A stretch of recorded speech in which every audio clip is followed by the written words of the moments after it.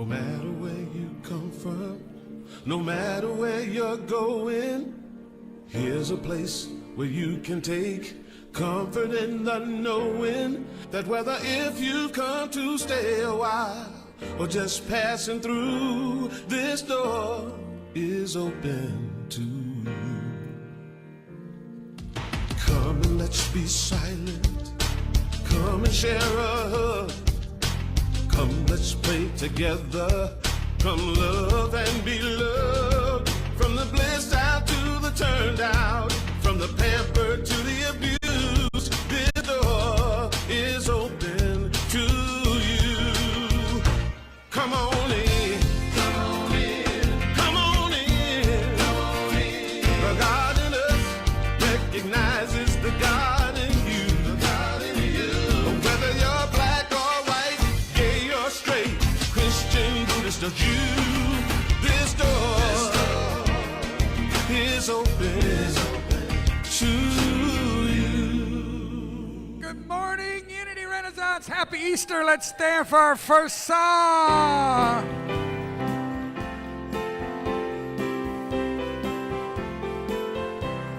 Here we go.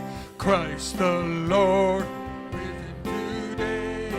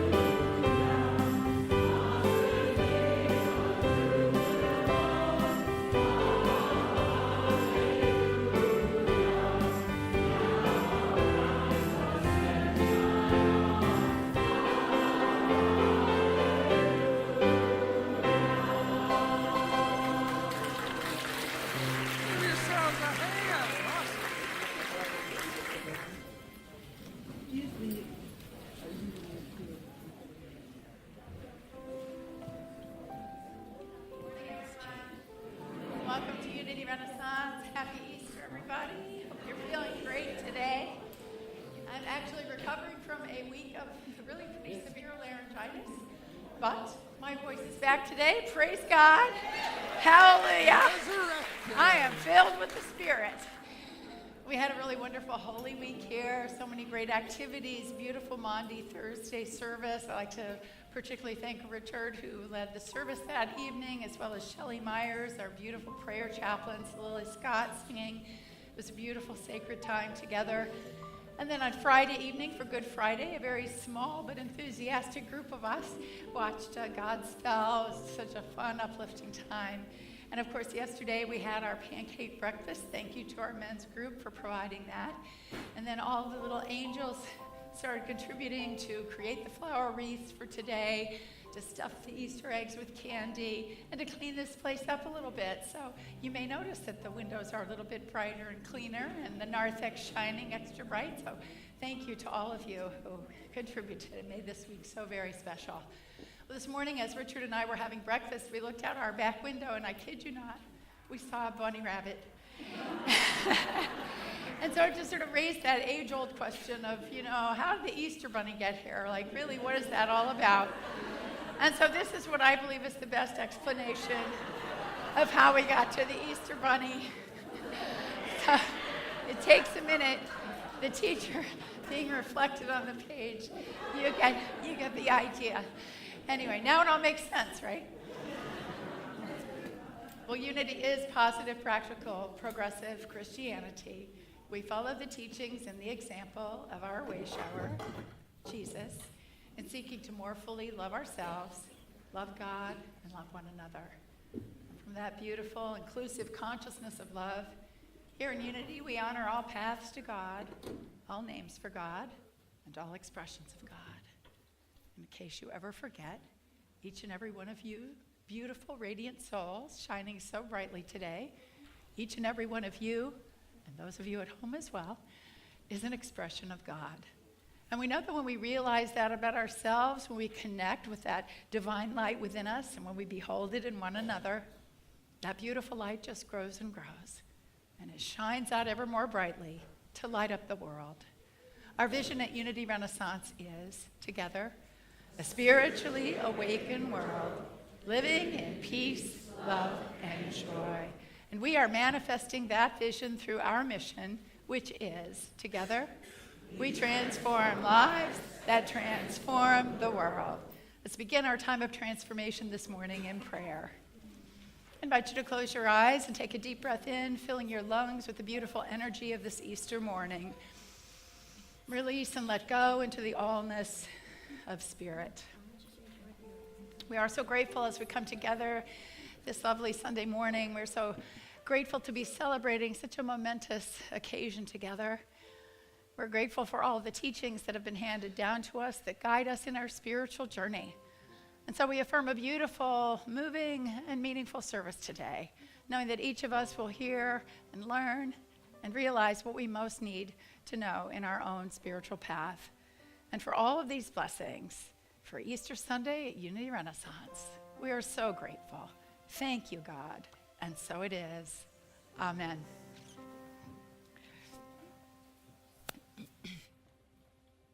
I am that I am has sent me to this now moment, to be the voice and to be the heart through which heaven is made known on earth. Let's stand and sing that together. Beautiful affirmation together. Here we go. I am that I am has sent me to this now moment. Here I am that I am has sent me to this now moment. Here I am to be the voice and to be the heart through which heaven has been known on earth. To be the voice and to be the heart through which heaven is made known on earth. I am that I am has sent me to this now moment. Here I am that I am has sent me to this now moment. Here I am to be the voice and to be the heart through which heaven is made known on earth. To be the voice and to be the heart through which heaven is made known on earth. Now from that beautiful I am spirit within you, I invite you to join me in our divinity salute as we turn to greet our neighbors with a bow, a handshake, or a hug. Together, the divine in me greets the divine in you, and we serve and celebrate together for the glory of God.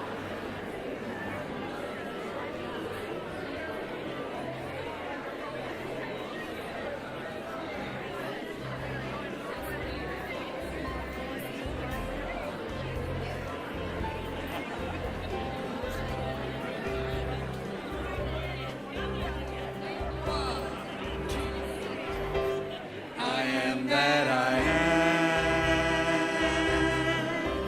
has sent me to this now moment. Here I am that I am, has sent me to this now moment. Here I am to be the voice and to be the heart through which heaven is made known on earth. To be the voice and to be the heart through which heaven is made known on earth. I am that I am. I am that I am. I am that I am. I am. Give yourselves a hand.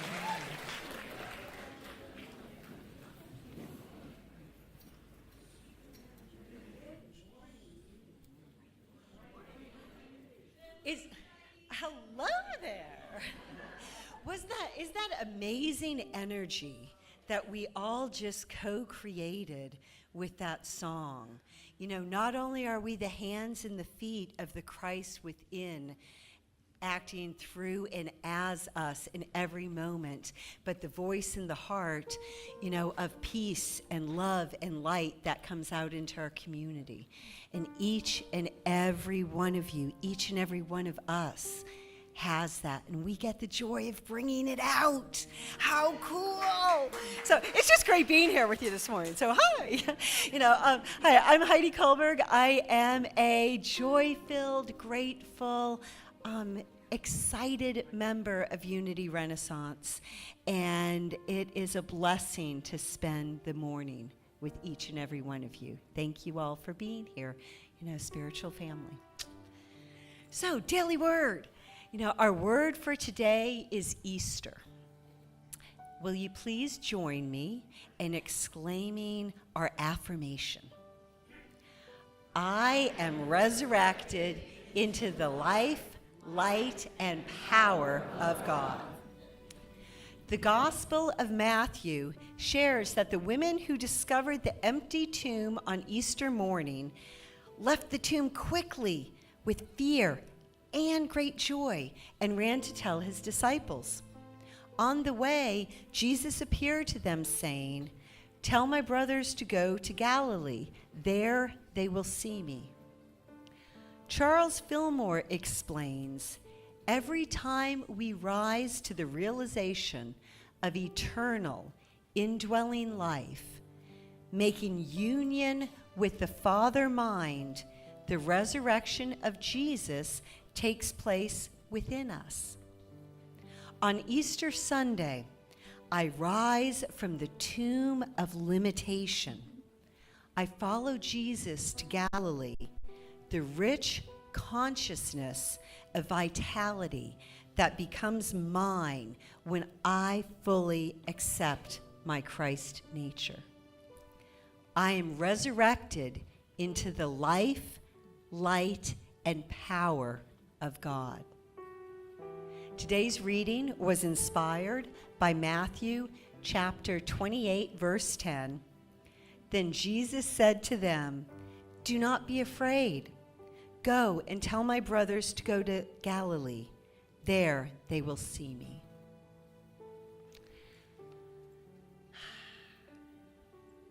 Today after the service, we have beautiful prayer chaplains to pray with you, to be that extra consciousness in connection, whether through challenge or celebrations.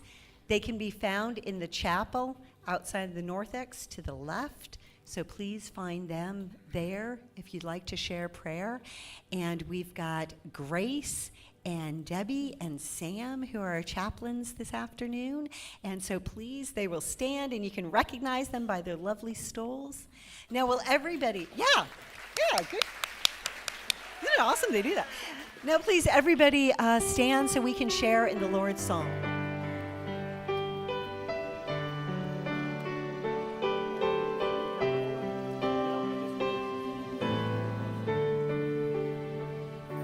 Holy Creator, we praise your name, your will in heaven and earth the same.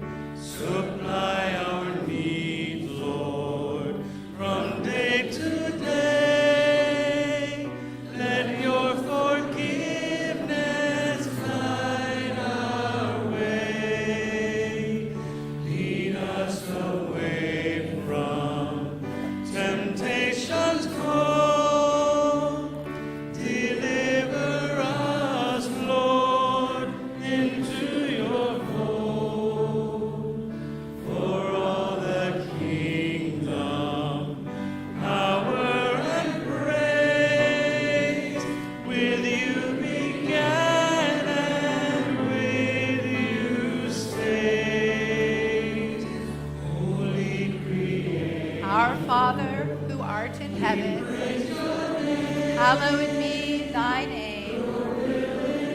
Thy kingdom come, thy will be done, on earth as it is in heaven. Give us this day our daily bread, and forgive us our debts, as we have forgiven our debtors. And lead us not into temptation, but deliver us from evil. For thine is the kingdom, and the power, and the glory forever. for all the kingdom, power, and praise, with you began and with you stays. Amen.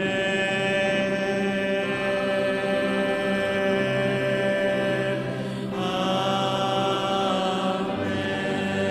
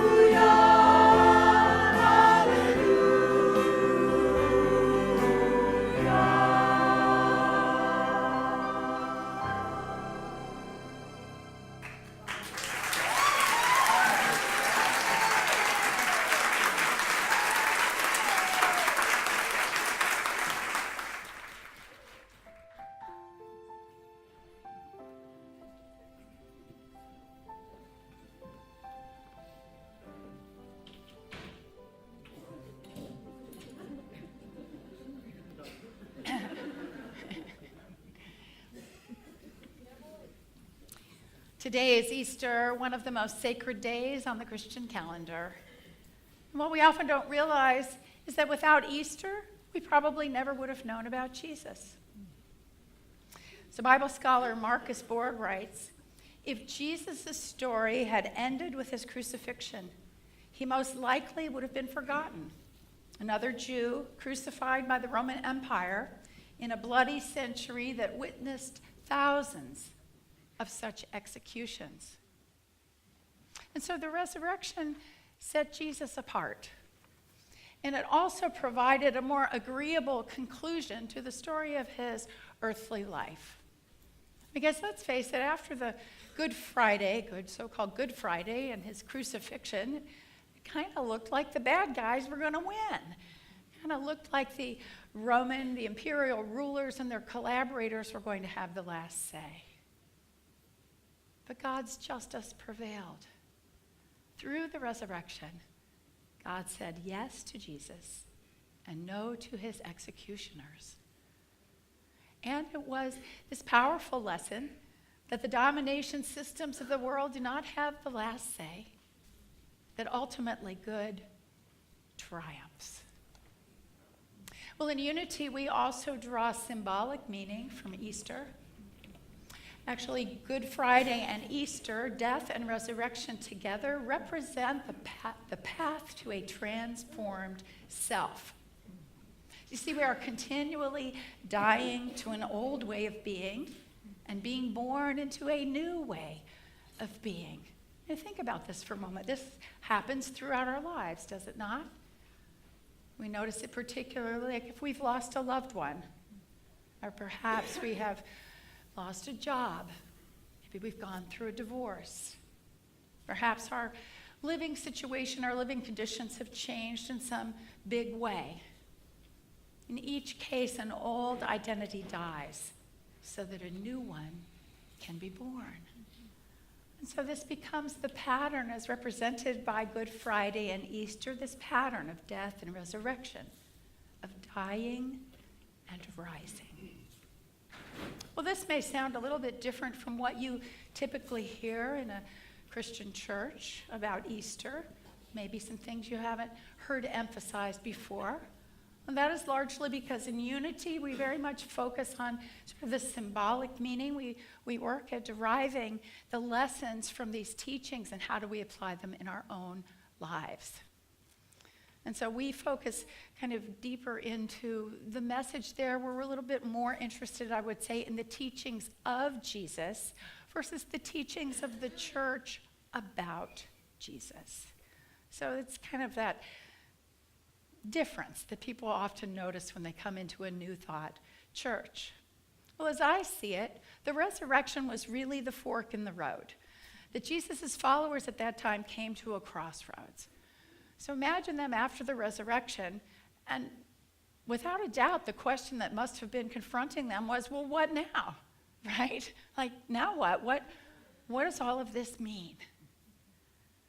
And so Orthodox Christianity, largely shaped by the Apostle Paul, went in one direction.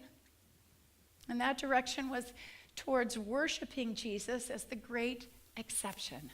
Jesus as God, as Lord and Savior, above all. But there was another direction, and those, the Cathars, the Gnostics, the Jesus movements, they went in that direction, and that direction emphasized following Jesus as the great example, the enlightened one, the awakened one who showed us what is possible for each of us.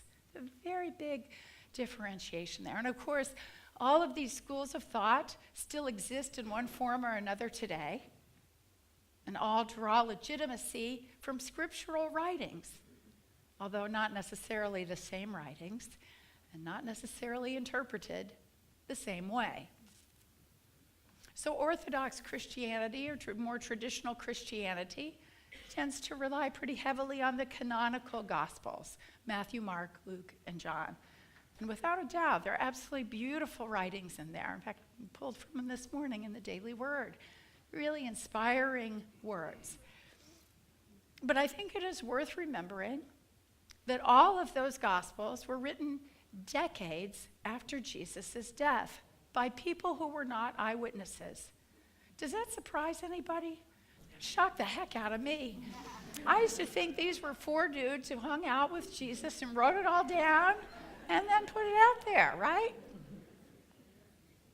But Bible scholars tell us that these Gospels were actually written between 40 and 90 years after Jesus' death by people who were not present when he was alive.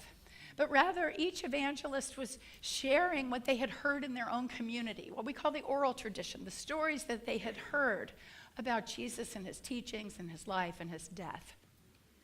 And so each was flavored by how it was told in that community. So looking at the stories in the Gospels about the resurrection, for example, that's partly why we notice the differences, right?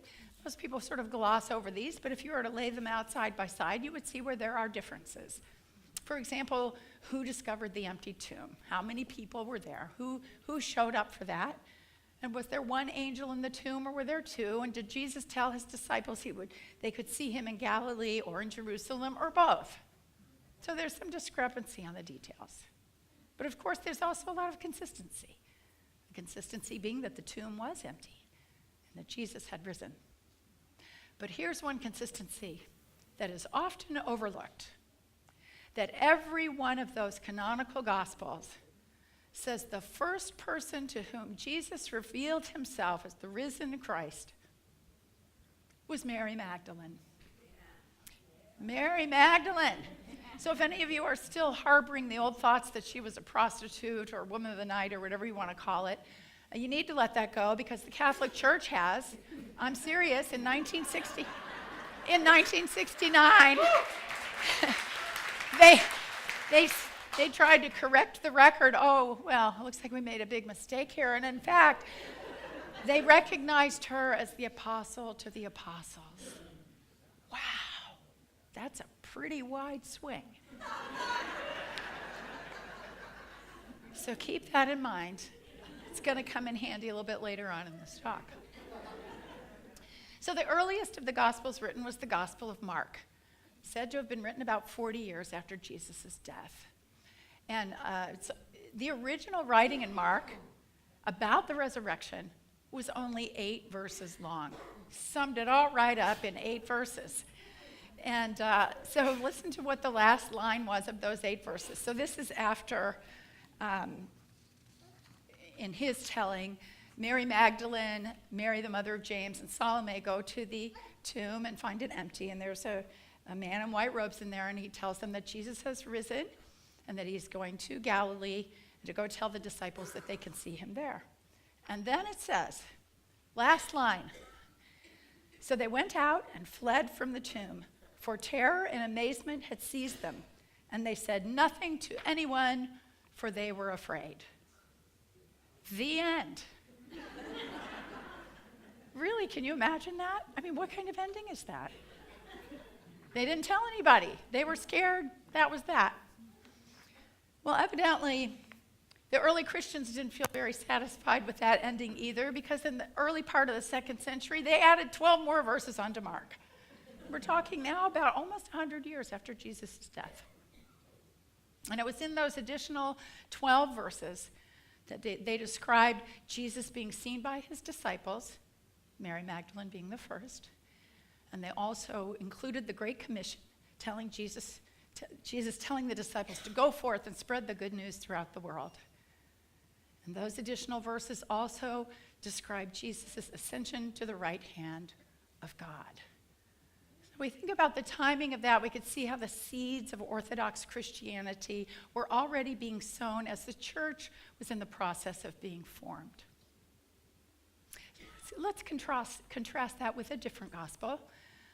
One that was not in the Bible, one is not in the Bible canon, and one that actually we have just become familiar with in the last decade or so. This gospel, and I believe it is absolutely true, is said to have been written by someone who was an eyewitness, someone who was present for Jesus' ministry, and who compiled notes during that time, and a mere 5 years after his death, shared them with others.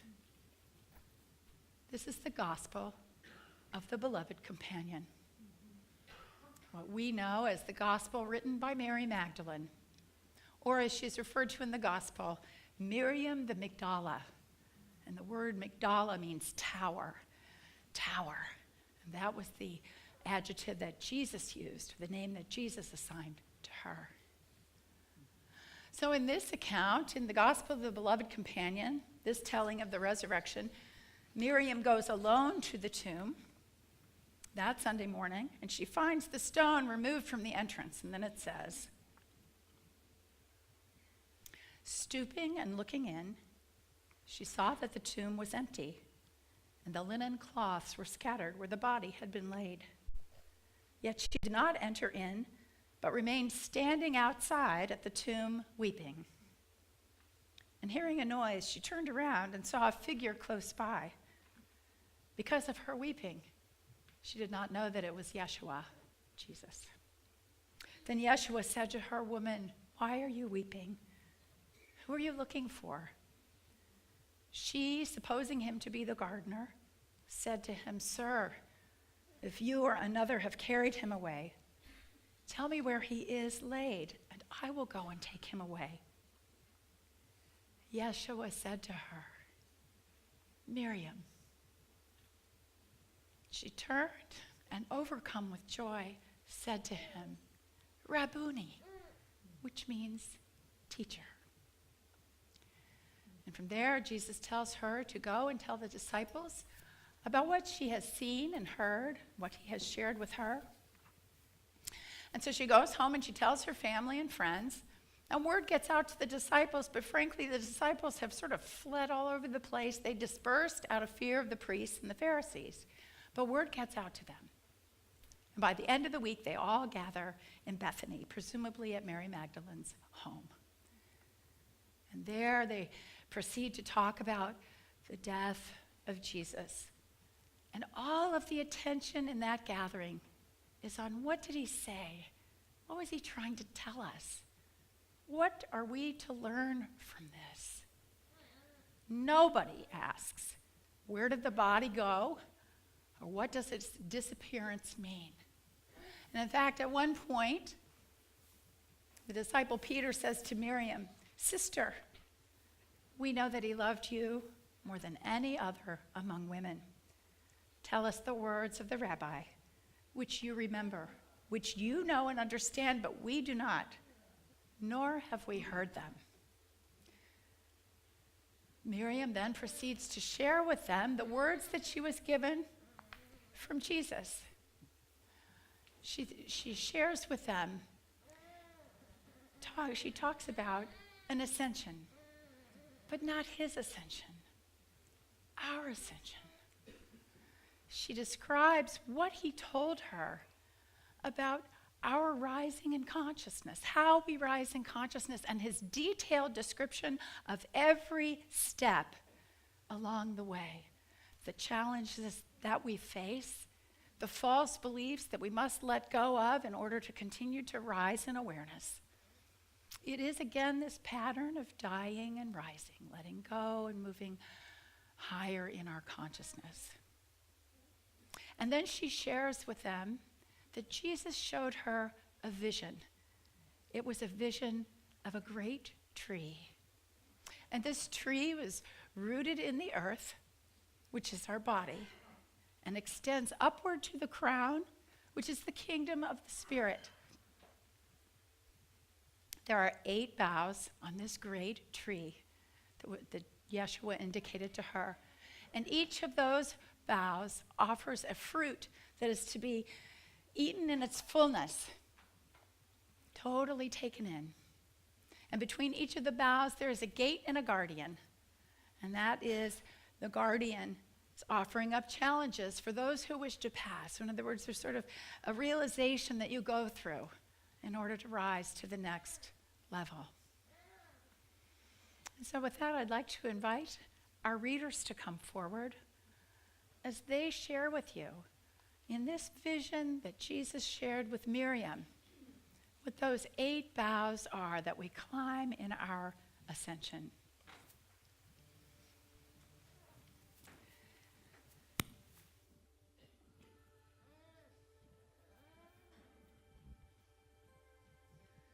And he said these things. I felt my soul ascend and saw the first great bough that bears the fruit of love and compassion, the foundation of all things. And I knew that before you can eat of this fruit and gain of its nourishment, you must be free of all judgment and wrath. When you have freed yourself of these burdens, you may eat of the fruit, and so gain the love and compassion that will allow you to pass the first of 7 guardians. And I heard the voice of the Lord of wrath call to me, but I denied him, and he had no part in me. So I saw my soul ascend again, and he showed me the second great bough, weighted down with the fruit of wisdom and understanding. And I saw that before you can taste of its bounty, you must be free of all ignorance and intolerance. Only then can you eat of the fruit and so pass upward unhindered through the second of the 7 gates. And I heard the voice of ignorance call to me, but I knew him not, and so my soul did thus unchallenged. Then my master showed me the third great bough, which bears the fruit of honor and humility.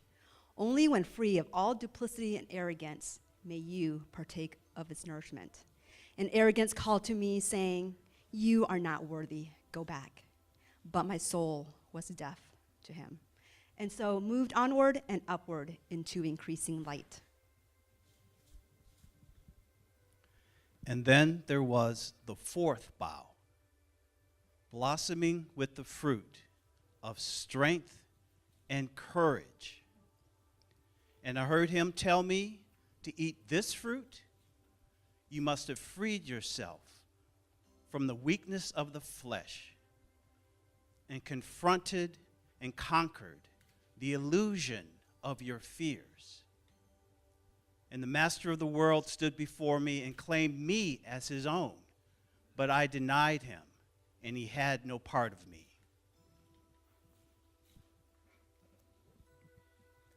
Only then, my master told me, when you have rejected the deceiver, can you pass through the hardest gate of all, to attain the 5th bough and the fruit of clarity and truth. Only then will you know the clarity and truth of your soul, and knowing yourself for the first time, understand that you are a child of the living Spirit. And as my soul moved upward, I realized that I could no longer hear the voice of the world, as all had become as silence.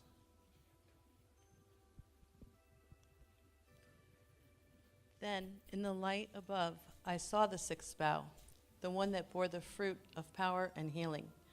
My master told me that when you truly have eaten of the fruit of the clarity and truth of yourself, then could you partake of the fruit of power and healing, the power to heal your own soul and thereby make it ready to ascend to the 7th bough, where it will be filled by the fruits of light and goodness.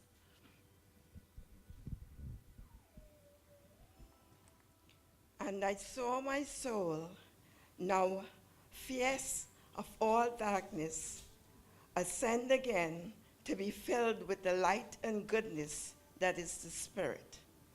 And I was filled with a fierce joy as my soul turned to fire and flew upwards in the flames from whence my master showed me the 8th and final bough, upon which burned the fruit of grace and beauty of the Spirit.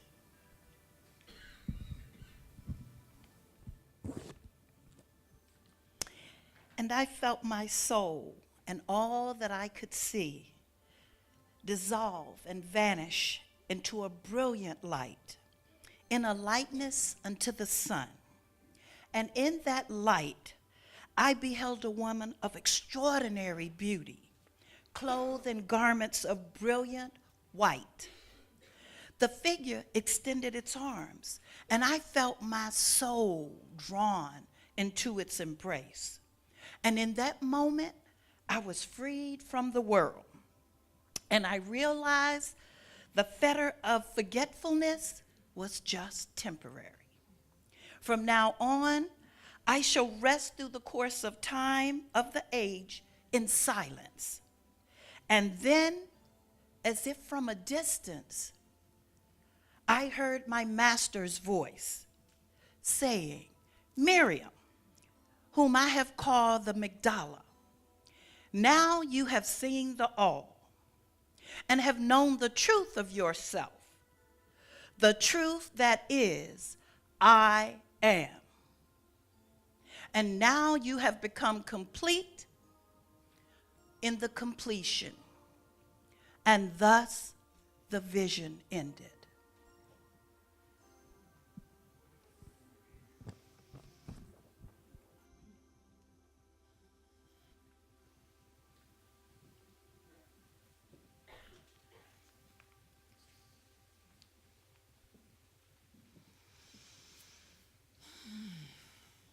This is the journey of our rise in consciousness. This is what resurrection is all about. As we move ever higher into the light, each level that we are at in our lives brings challenges, but as we overcome those, we gain an understanding and we rise higher. So I encourage you as you go through your Easter season and way beyond Easter, to continue to hold this image of the great tree in your own heart and your own mind. Appreciate whatever challenge you may be facing. Is that calling to you, letting go of an old identity to be born into a new one, to release the false ideas, and to be newly filled with greater insight. And on this Easter, may you take into your own heart these beautiful words from the 19th century American clergyman Phillips Brooks, who said, "Let every man and woman count himself immortal. Let him catch the revelation of Jesus in his resurrection. Let him say not merely, 'Christ is risen,' but 'I shall rise.'" Happy Easter, everyone.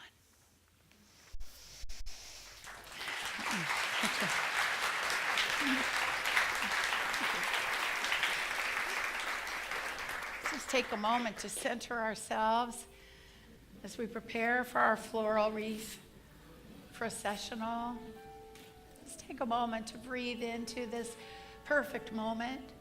Realize these lessons that have been shared with us today, that ultimately we see that there is no death, that there is nothing to fear, that there is nothing but the great oneness of the I am. And this we can trust, and this we can breathe into, and let us fill our minds and fill our days. As we bring our awareness to this room, I invite you to participate in our floral wreath procession today, considering that each of these flowers represents blessings.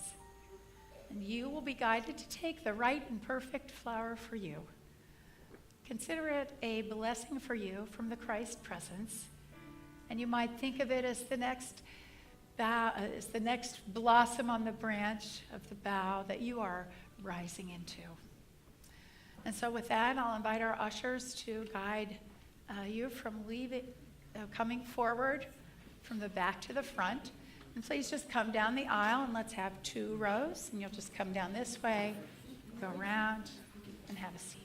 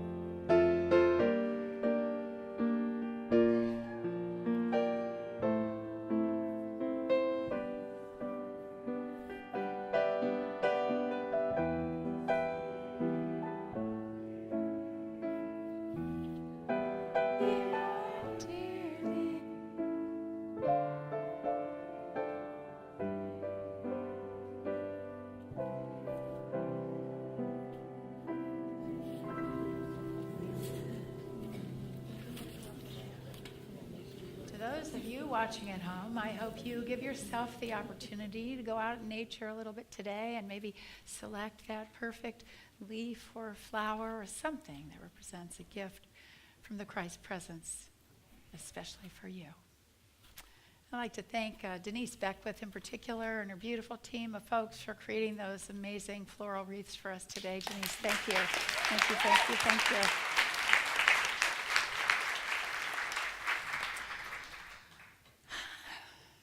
Now is the time in our service for the sharing of our love offering in support of this beautiful ministry, Unity Renaissance, as we transform lives that transform the world.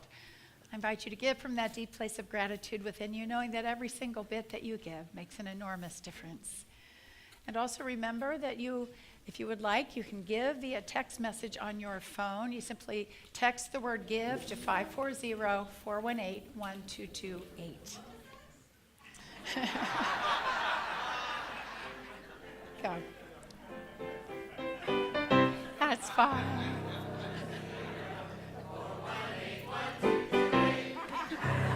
Text now. You know, try to change a pattern. I dare you. All right, well, the ushers, please come forward. I invite you to hold your gift in your hand, including your phone, if that's how you chose to give today. Let's bless our offering. Please join me now in our offertory blessing together. Divine love, through me, blesses and multiplies all that I have, all that I give, and all that I receive. Thank you, God. Giving is giving back to you. Giving is giving back to you. Giving is giving back to you. That's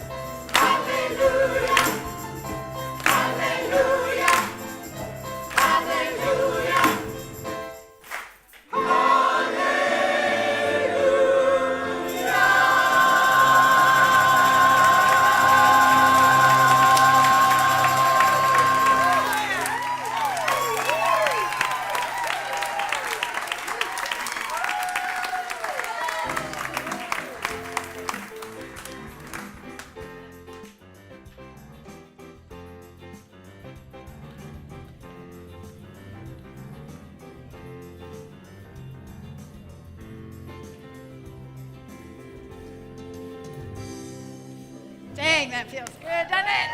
Woo!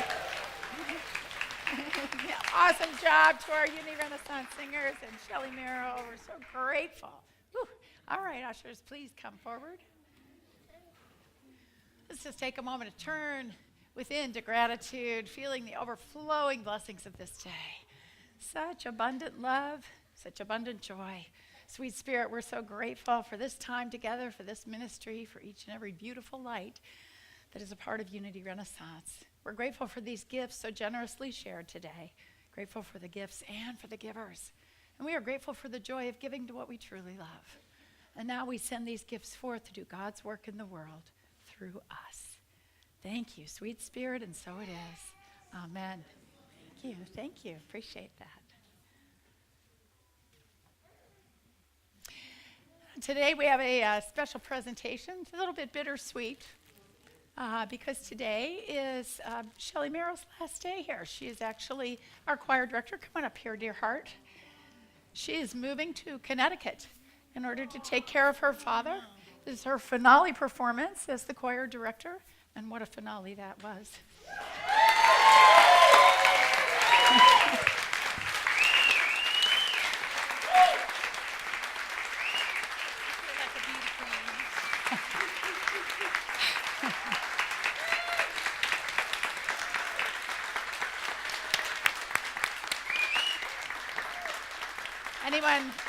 Anyone who knows Shelley, she's been a member of this community for a very long time, been choir director for, I'm going to say, 3 or 4 years, something like that. Anyone who knows her knows that she gives 1,000% of her love, of her passion, of her talent, of her joy.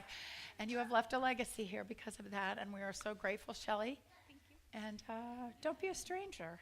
You know, come back as often as you possibly can. Well, thank you. And with that, I'm sorry to ask you to stand again, but let's stand and give her our Christ blessing. Dear beloved Shelley Merrill, light that you are, together. We love you, we bless you, we appreciate you, and we behold the Christ in you. Thank you. All of us.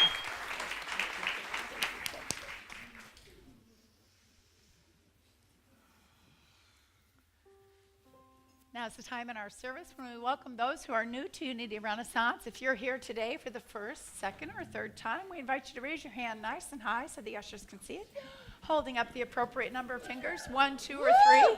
Hey, you already got that out there. Awesome. Hey, thank you for choosing us for Easter Sunday. That feels like quite an honor. If you're here for the first time today, look in that bag that the ushers will be giving you. Keep them up. I'm sorry it takes a little bit of time, but they'll get to you. There's a card in that bag. Fill it out, take it into our bookstore, and you can get a free CD, a copy of a previous service. If you're here today for the second time, you get 2 CDs in your bag. We have a second timer right over there. And one of those CDs is positive, uplifting music from Empower Music and Arts, and the other is Sacred Unity Recordings. If you're here today for the third time, or when you're here for the third time, you receive a copy of our daily devotional, The Daily Word. So welcome to all of our newcomers here, and we hope you become regulars. We look forward to seeing you again. We got a few back here. Anybody else didn't get their bag yet? Oh, okay, more bags. We'll get you. Welcome. And with that, before we go into our announcements, we thought this would be a very suitable time to provide an update. As you know, we are moving forward this year with building our expansion, a new education wing, kitchen, fellowship hall, expanded bathrooms, etc. And so here to give us the update on that is the wonderful, dedicated, exceptional Ed Rosequist. Good morning, everyone. I represent the Facilities Improvement Committee with Reverend Paula, Stoddard Janicki, Jim Hudson, Jan Schonborg, John Kidd, Lee Pennypacker, Paul Meacham, Susan Lang, and Ellen Jones. In January 12, 1992, we blessed this land on North Eden Way and committed to construction. After almost a year of meeting in the Indian River High School auditorium, we completed construction, and we had our dedication ceremony on May 23rd, 1993. We are now stepping out and taking a big next step in our vision from our founding minister, Reverend Judy Meyer, by breaking ground on the education wing and the fellowship hall. Since our annual meeting in January, in which you, the congregation, committed this Unity family to approve contracting to construction, we have finalized the design. Our architect, John Covington, is planning to submit drawings to the city in the coming week for construction permitting.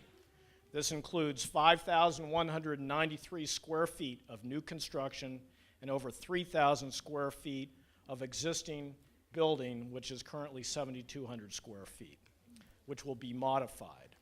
Our site plan was approved last spring by the city, but due to some changes in reducing the cost and optimizing the design, we need to reapply for that, and that should be into the city this next week. Our banking partners at Town Bank are working to get our funding approved, and we look to have our property appraisal completed in May. The committee believes that we will be breaking ground early this summer, probably in June. Our challenge is the timeline and completion dates. With the complexity of the new education wing and the integration of the interior of bathrooms and kitchens, we must be realistic and realize that the completion date may extend through the holidays and probably into early 2020. Thanks to you, we're on our way. We're started. Reverend Judy and the congregation back in the 90s took a bold step on making this property happen, and we have lived in this current facility for over 25 years. We, you and I, are now providing the resources and the commitment to expand Unity Renaissance to be a more functional building for generations to come. We are debt-free, and we have over $500,000 in the bank and are continuing that effort through our Turning Point campaign.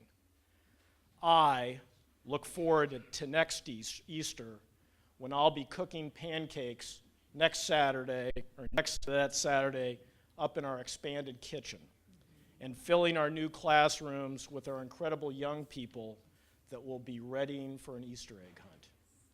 Thank you, and I can't wait to start digging up the earth.